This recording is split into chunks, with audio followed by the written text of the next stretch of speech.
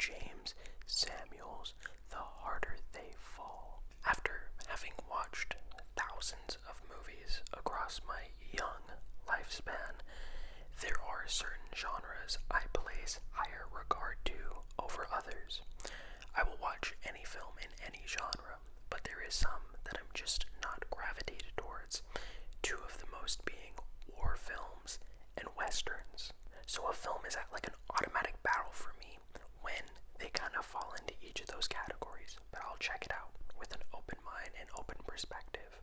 So with that in mind, when I tell you that this movie is not only one of the best films of 2021, but is one of, if not the greatest directorial debuts in a feature film by a first-time director, I mean it.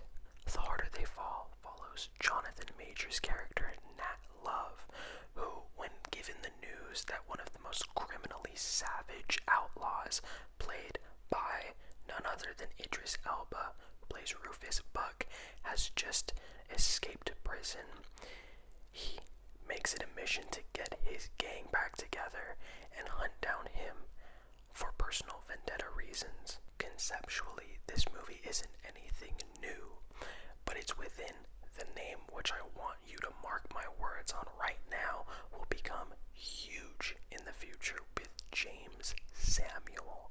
This man has his fingerprints on this entire project.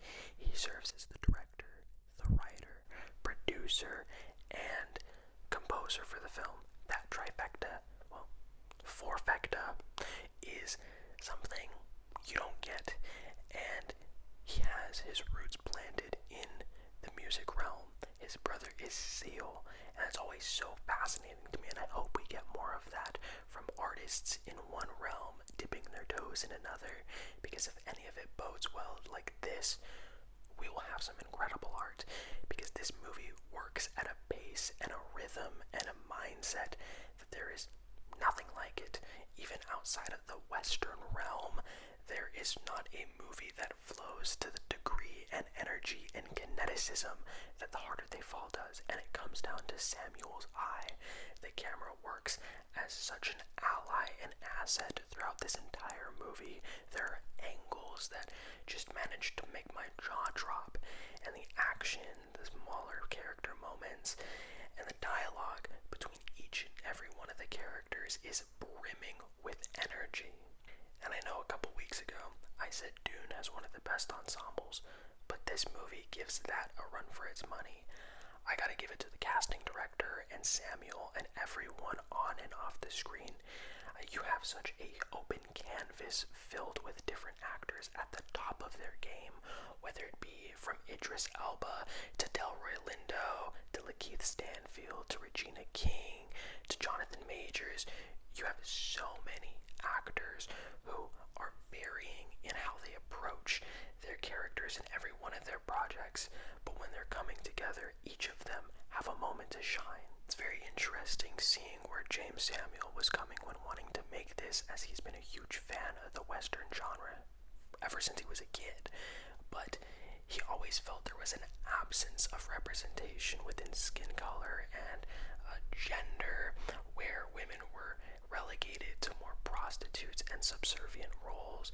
But this is a celebration of all of that, and there is a genuine revenge narrative with a unique twist at the end, and I absolutely loved it. By now, you don't have to take Idris Elba for just an actor playing a good guy. I mean, one of the best movies of the year with The Suicide Squad came out, and he plays such an incredible protagonist, but then you have some deep layers with how he can do an antagonist role. I mean, he played it in Hobbs and Shaw, but this is strong stuff. Everything is firing on all cylinders, and like I said, has a vibrancy to its flow.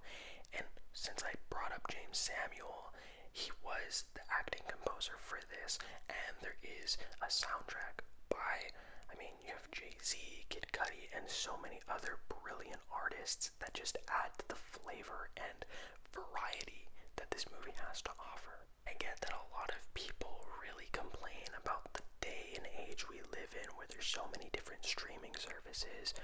But I think there's moments like these where great high concept art is being created, defining a genre and adding new light and breath into it. And without these big distributions, I don't think this would exist, simply. But I'm floored by this movie. Everything about it, from the smaller moments where characters are going back and forth to how the direction plays throughout it all, it's just like a beautiful symphony, and it's all led by one of the most talented actors who I think is on track to eventually winning an Oscar, with Jonathan Majors. I mean, do you ever watch an actor act, but then you're so fascinated by their approach and you look them up and you just can't get enough of them, and you just want to get to have lunch with them and talk and see how they approach their acting? That's Jonathan Majors. Ever since I first saw him in The Last Black Man in San Francisco, my teeth have been synced into the pulse of where he's going to go next. In this movie, having him in the lead, he outshines everyone. He doesn't completely overtake the scenes, but I think it's within a subtlety. He's like the kind of actor that you watch and his silence speaks miles, and him alongside Rufus Buck and Idris Elba, oh my gosh, it is so freaking good. I can't begin to tell you my surprise to this film. Like I said, Westerns, it's a battle for me to get into, but the fact that it won me over and then some, and managed to cement itself as one of the best movies in a year that is chocked full with incredible 5-star works, says it all. If you guys have time, I really suggest checking it out. There is a lot to enjoy about this, from the performances to the works of composition to James Samuel's direction to each of the actors to the writing to the camera work, and all of it comes together to offer such a flavorful meal.